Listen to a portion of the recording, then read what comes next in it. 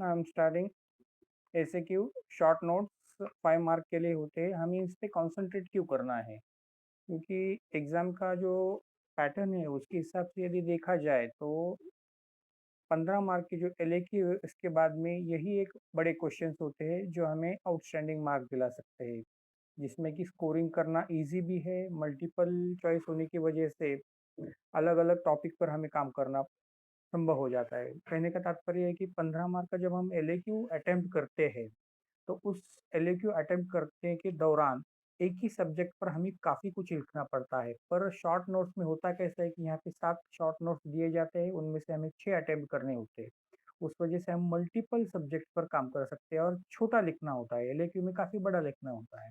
ठीक है? तो एक एसएक्यू जो एलएक्यू है एग्ज़ाम में, इसमें सबसे इम्पोर्टेंट जो चीज़ है वो है टाइम मैनेजमेंट। कि टाइम मैनेजमेंट बहुत ज़रूरी है एग्ज़ाम में, क्योंकि यदि हम टाइम मैनेज नहीं करते हैं या टाइम के अनुसार ही पेपर का राइटिंग शेड्यूल नहीं लिख पाते हैं तो हमें काफ़ी कुछ गँवाना पड़ सकता है। मतलब जो जीती बाज़ी है हम हार सकते हैं। इसलिए टाइम का एक शेड्यूल हम पहले देख लेते हैं कि टाइम मैनेजमेंट कैसे किया जाए, कि टाइम को किस प्रकार से हम मैनेज कर सकते हैं। तो 3 घंटे का जो पेपर होता है उसमें जो एलएक्यू होते हैं, 3 एलएक्यू हमें लिखने होते हैं। तो हर एलएक्यू के लिए हमें आधा घंटा लेना है। मतलब 1.5 घंटे में हम 3 एलएक्यू सॉल्व करेंगे। बचे हुए जो क्वेश्चन है उसमें 3 मार्क के क्वेश्चन आएँगे और फिर नोट्स आएँगे। तो 3 मार्क के क्वेश्चन जो है वो 15 मार्क के होते हैं, इसलिए उसको भी आधे घंटे में ही कंप्लीट करना है। अब बचा हुआ 1 घंटा जो है वो हमें शॉर्ट नोट्स के लिए यूज़ करना है, जिसमें हमें 6 शॉर्ट नोट्स अटेम्प्ट करने हैं। तो 6 शॉर्ट नोट्स अटेम्प्ट करने 1 घंटे में, इसका मतलब लगभग 10 मिनट हर शॉर्ट नोट्स को हमें देने हैं, उससे ज़्यादा बिल्कुल नहीं देने हैं। और उसमें भी 10 मिनट में पहले 6 मिनट में या 7 मिनट में ही हमें लगभग शॉर्ट नोट्स कंप्लीट करने का टारगेट रखना है, क्योंकि उससे ज़्यादा हम समय देंगे तो हम आखिरी में उसको कंक्लूड नहीं कर पाएँगे। इसलिए ज़रूरी है कि एक शॉर्ट नोट्स मैक्सिमम 10 मिनट के आगे ना जाए। ये बात आपको इसलिए बता रहा हूँ क्योंकि फर्स्ट टर्म एंड एग्ज़ाम में जो पेपर मैंने आपके चेक किए हैं उसमें मुझे कुछ गलतियाँ दिखी है, तो उस वजह से मैंने ये पॉइंट पहले आपको डिस्कस करना ज़रूरी समझा। क्योंकि जो शॉर्ट नोट्स आपको बहुत बेहतरीन आ रही है, क्योंकि वो होता कैसे कि आप यदि पिछले पेपर एग्जाम के देखें यूनिवर्सिटी के, तो उसमें आप देखेंगे कि हर एग्जाम में एक ऐसा क्वेश्चन शॉर्ट नोट में आता है जो कि एलएक्यू में इसके पहले आ चुका होता है, या फिर वो एलएक्यू का टॉपिक होता है, उसे शॉर्ट नोट्स में 5 मार्क के लिए पूछा जाता है और वहीं पर हम गलती कर देते हैं। भले ही हमें कोई टॉपिक बहुत बेहतरीन क्यों ना आए, पर उसमें टाइम की पाबंदी ज़रूरी है, उसके मार्क का वेटेज देखना भी ज़रूरी है और उसके हिसाब से ही उसकी लेंथ हमें एडजस्ट करनी ज़रूरी है, या फिर उसके पॉइंट हमें कम से कम जगहों में, मतलब कम से कम जगहों में उसको एडजस्ट करना ज़रूरी है। क्योंकि लेंथी लिखेंगे, एक शॉर्ट नोट से यदि हम 3 पेज 4 पेज लिखते हैं तो उससे हमें ज़्यादा मार्क स्कोर नहीं होने वाले, क्योंकि 5 मार्क से ज़्यादा एग्ज़ामिनर दे ही नहीं सकता, भले ही वो कितना ही आउटस्टैंडिंग क्यों लिखा ना हो। इसलिए इस वजह से ये ज़रूरी है कि टाइम मैनेजमेंट, मतलब टाइम के हिसाब से ही आप अपने पेपर को सॉल्व करो। यदि टाइम जो है वो डिस्टर्ब हो गया तो उस वजह से आगे के क्वेश्चन पर उसका असर ज़रूर होगा। दूसरी बात, टाइम मैनेजमेंट करते समय यदि हम जो टाइम शेड्यूल कर लिया है, सपोज़ मैंने आपको डिस्ट्रीब्यूशन में बताया कि आधे घंटे में एक एलएक्यू आपको सॉल्व करना है। आप घड़ी का टाइम देख के सॉल्व करो। आधा घंटा हो गया ना तो छोड़ दो, उस क्वेश्चन को छोड़ दो, आगे का क्वेश्चन लो। जब यदि आपके पास बाद में पूरा पेपर सॉल्व होने के बाद यदि समय बचता है तो बचे हुए क्वेश्चन पर फिर से आओ, वहाँ फिर से आप काम करो। पर उसमें अपना टाइम मत गँवाओ, क्योंकि उसे ही सॉल्व करते हुए यदि आप आधा घंटे से पौन घंटे तक चले जाओ, 45 मिनट्स तक, मतलब 15 मिनट आप दूसरे क्वेश्चन पे उस पे वेस्ट करोगे और दूसरा क्वेश्चन जो है वो आप समय के कमी की वजह से अच्छे से नहीं लिख पाओगे। इस वजह से जो समय है उस शेड्यूल के हिसाब से पेपर सॉल्व करना ज़रूरी है। वो इतना ही ज़रूरी है जितना हम साल भर पढ़ाई के लिए देते हैं। ठीक है? तो अब क्या करते हैं कि जो टॉपिक है हमारे शॉर्ट नोट्स के, मतलब फर्स्ट पेपर में और सेकंड पेपर में उनके कुछ जो हॉट शॉट टॉपिक्स है, मतलब जो फ्रीक्वेंटली इसके पहले एग्ज़ाम में आ चुके हैं, तो उनको देख लेते हैं। यहाँ पे मैंने गर्भ शारीरम और जो मर्म शारीरम है, जो मैंने सीखा है आपको, उसके क्वेश्चन को यहाँ पे नहीं लिया है क्योंकि सिखाने के दौरान मैंने आपको उसकी इन्फॉर्मेशन दे दी थी, तो रिपीटेशन को ना हो इसलिए वो पॉइंट यहाँ पे नहीं लिया गया है। तो अब अभिनिवृत्ति शारीरम जो है और प्रमाण शारीर जो शुरू का टॉपिक है हमारा, उस पे मोस्ट ऑफ अभी तक आए हुए जो टॉपिक आते हैं, तो उसमें षडंग शारीर बोल के एक शॉर्ट नोट काफी बार रिपीट हो चुकी है, सूक्ष्म शारीर बोल के एक है, चिकित्साधिकृत पुरुष है, सुश्रुतोक्त शव विच्छेदन है, सुश्रुतोक्त विच्छेद्य शव कैसा होना चाहिए इसके बारे में ये टिप आ चुकी है, अंगुली प्रमाण क्या है, प्रमाण शारीर का इंपॉर्टेंस क्या है, ये अलग टॉपिक बोल के इस दोनों इसमें आ चुके हैं। इसके बाद में संख्या शारीरम पर क्या आया है, तो कोष्ठ आए हैं, कोष्ठांगे आए हैं, प्राणायतन आया है, द्वादश प्राण आए हैं, कंदरा आया है, स्नायु के प्रकार आए हैं, चतुर्विशंति धमनियां आई है जो कि सुश्रुत में उल्लेखित है। बाद में सीरा धमनी स्रोतस टॉपिक जो है उसमें क्या आया है कि स्रोतों के प्रकार, उसके बाद में स्रोतस का इंपॉर्टेंस महत्व क्या है, बहिर्मुख स्रोतस कौन से, सप्तपथ क्या है, ये सब स्रोतस में से आए हुए टॉपिक है। उसके बाद में संधि, अस्थि और पेशी, इस टॉपिक पर आयुर्वेदिक एस्पेक्ट के अनुसार क्या आया हुआ है, तो सुश्रुतोक्त संधि प्रकार, अभी जो एग्जाम ली गई थी उसमें ये शायद आए थे। उसके बाद में अस्थि प्रकार आए, रुच्चका अस्थि एक है, तरुणास्थि है, ये भी शॉर्ट क्वेश्चन के लिए काफी बार रिपीट हो चुका है। सुश्रुतोक्त पेशी प्रकार, जो सुश्रुतोक्त के पेशी प्रकार बताए गए उसके बारे में, दंत चूड़ा, ये भी काफी बार रिपीट हो चुका क्वेश्चन है।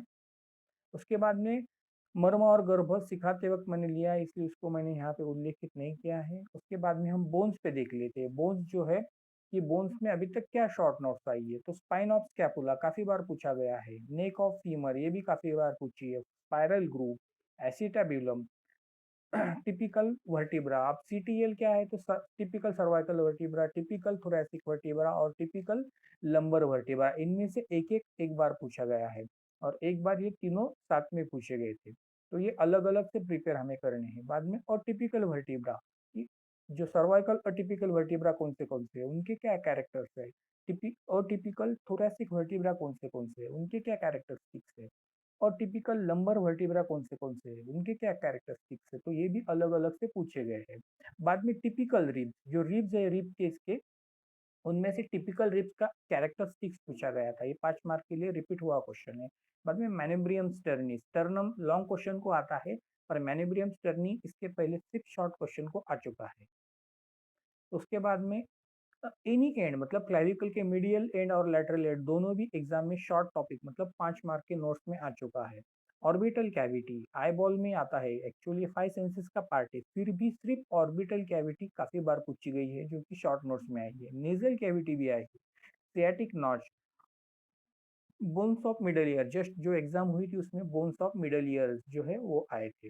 उसके बाद में जॉइंट्स जो है वो एलएक्यू का टॉपिक है पर उसमें से कुछ शॉर्ट नोट्स में भी आ चुके हैं, तो वो कौन से आते हैं और किस प्रकार से आते हैं, तो लिगामेंट्स आते हैं, तो लिगामेंट्स भी कौन से आएंगे, नी जॉइंट, इसमें सबसे ज्यादा लिगामेंट्स थे। बाद में हिप जॉइंट और शोल्डर जॉइंट, ये तीनों जॉइंट एक बार एग्जाम में पूछा गया है कि ये हमें शॉर्ट नोट्स को लिखने पड़े हैं। उसके बाद में मिनिस्कस, जो नी जॉइंट में मिनिस्कस है उसके बारे में, लैटरल मिनिस्कस और मीडियल मिनिस्कस, ये भी 5 मार्क को आ चुका है। ग्लूनाइलर लैब्रम, ये भी 5 मार्क को आ चुका है। टाइप्स ऑफ जॉइंट्स, जॉइंट्स के जो मॉडर्न टाइप्स है, मॉडर्न के अनुसार जो जॉइंट्स के प्रकार होते हैं ये भी एग्जाम में आ चुके हैं। आयुर्वेदिक सेक्शन में हमने देखा था सुश्रुतोक्त जॉइंट्स के टाइप थे, ये मॉडर्न जॉइंट्स के टाइप से। अप्लाइड एनाटॉमी ऑफ जॉइंट मतलब जनरल अप्लाइड एनाटॉमी जो है जॉइंट्स की, ये भी आ चुकी है इसके पहले। उसके बाद में मूवमेंट्स ऑफ जॉइंट्स मतलब जॉइंट्स में कौन सी मूवमेंट लगभग होती है, टिपिकल जॉइंट्स नहीं पूछा गया है, सिर्फ राउंड ऐसा पूछा गया है कि जॉइंट्स में किस प्रकार की मूवमेंट होती है, मतलब adduction, abduction, circum adduction, rotation किस प्रकार की है, और वो मूवमेंट की डेफिनेशन यहाँ पे लिखनी जरूरी हुई थी। तो ये शॉर्ट टॉपिक्स जॉइंट पे आए हुए हैं। उसके बाद में सीवीएस, कार्डियोवैस्कुलर सिस्टम, इसमें क्या आया है, तो पेरिकार्डियम आ चुका है। हार्ट के एक्सटर्नल फीचर जो कि शॉर्ट टॉपिक में आ चुके हैं। कंडक्टिंग सिस्टम ऑफ हार्ट, जो एवी नोड है, एसए नोड है, पर्किंज फाइबर है, ये सब जो है वो कंडक्टिंग सिस्टम में आता है, ये भी शॉर्ट टॉपिक को आ चुका है। कोलिक ट्रंक ए वेस्कुलर टॉपिक है, कोलिक ट्रंक आई है, आर्च ऑफ एओर्टा और उसके branches, femoral artery, circle of wheels और राइट एट्रियम, ये 8 टॉपिक सीवीएस में अभी तक रिपीट आ चुके हैं, एग्जाम के पेपर देखे तो 5 मार्क के लिए। उसके बाद में रेस्पिरेटरी सिस्टम पे क्या आया हुआ है, तो लैरिंग्स काफ़ी बार पूछा गया है, कार्टिलेज ऑफ लैरिंग्स तो काफ़ी काफ़ी बार पूछा गया है, कार्टिलेजेस ऑफ लैरिंग्स, उसमें पियर कार्टिलेज, अनपियर कार्टिलेज जो होता है वो यहाँ पे लिखना होता है। उसके बाद में फेरिंग्स भी आया है, ब्रोंकियल ट्री है, रूट ऑफ लंग्स है, प्लूरा है, base of lungs and surface mark surface of marking of pleura and lung दोनों अलग अलग है। प्लूरा की सरफेस मार्किंग हटके है, लंग की सरफेस मार्किंग अलग है, उनके इंफीरियर जो बॉर्डर है उनकी सरफेस मार्किंग अलग है थोड़ी सी। तो ये दोनों ही भी शॉर्ट टॉपिक बोल के आ चुके हैं एग्जाम में। उसके बाद में गैस्ट्रोइंटेस्टाइनल ट्रैक, इसमें क्या क्या आया हुआ है, तो पैरोटिड ग्लैंड आई हुई है। बाद में टेस्ट बर्ड्स ऑफ टंग, ये तो काफी बार रिपीट हो चुका है, स्वादांकुर बोल के या टेस्ट बर्ड्स जो है उसके हिसाब से आया हुआ है। बाद में स्टमक बेड आया हुआ है, अपेंडिक्स आया हुआ है, सिक्कम ये भी काफी बार रिपीटेड क्वेश्चन है, लार्ज कोलन ये भी रिपीटेड क्वेश्चन में है शॉर्ट नोट के।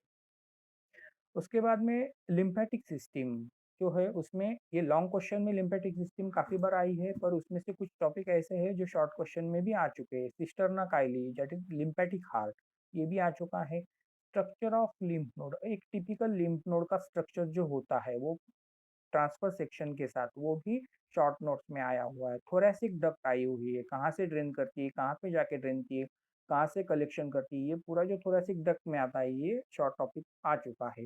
वाटर शेड लाइन, ये भी लिम्फेटिक सिस्टम के अनुसार ही है, जो कि एब्डोमेन पर इमेजिनरी लाइन बोल के रहती है, एम्बेलिकस के बिलो और एम्बेलिकस के अबव जो लिम्फेटिक ड्रेनेज है उनको ये सेपरेट करती है। तो ये भी शॉर्ट क्वेश्चन है।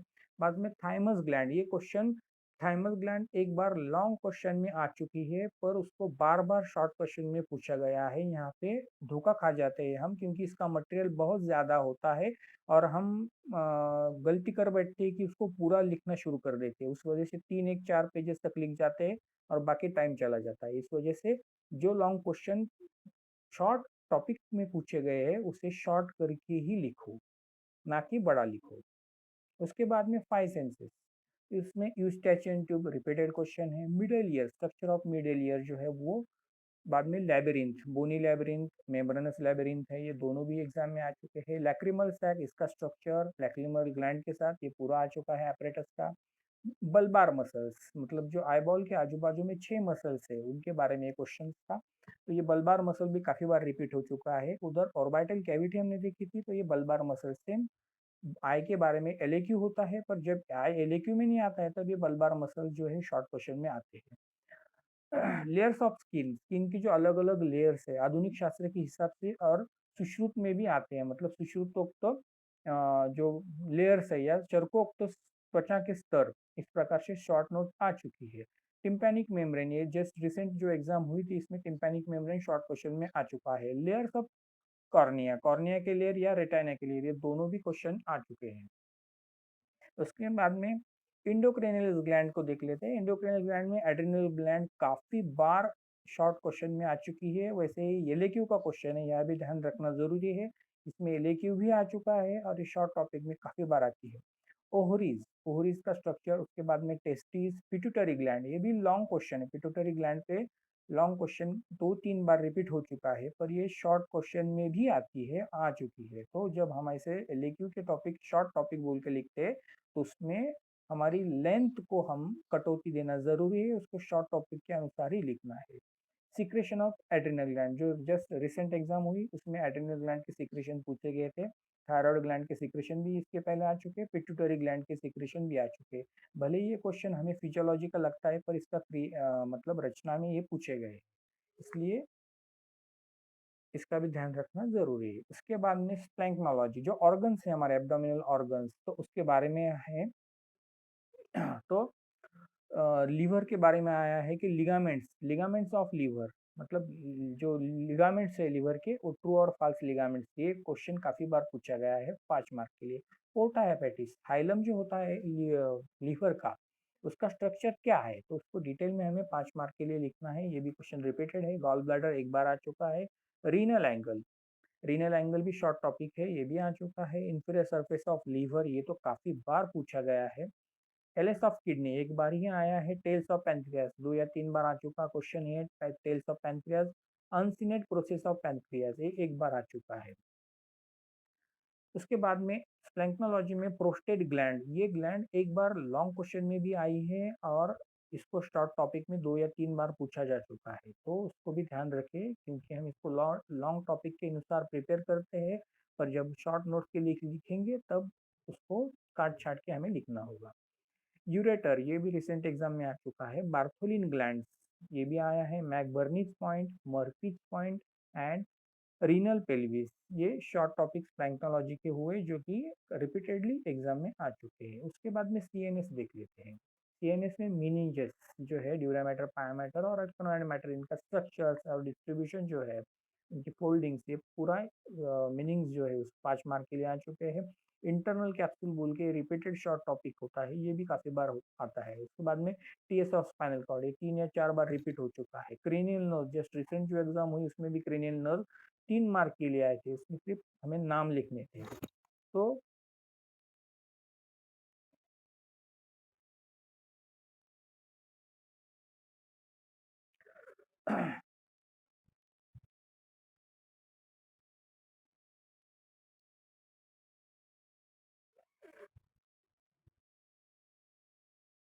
Just wait.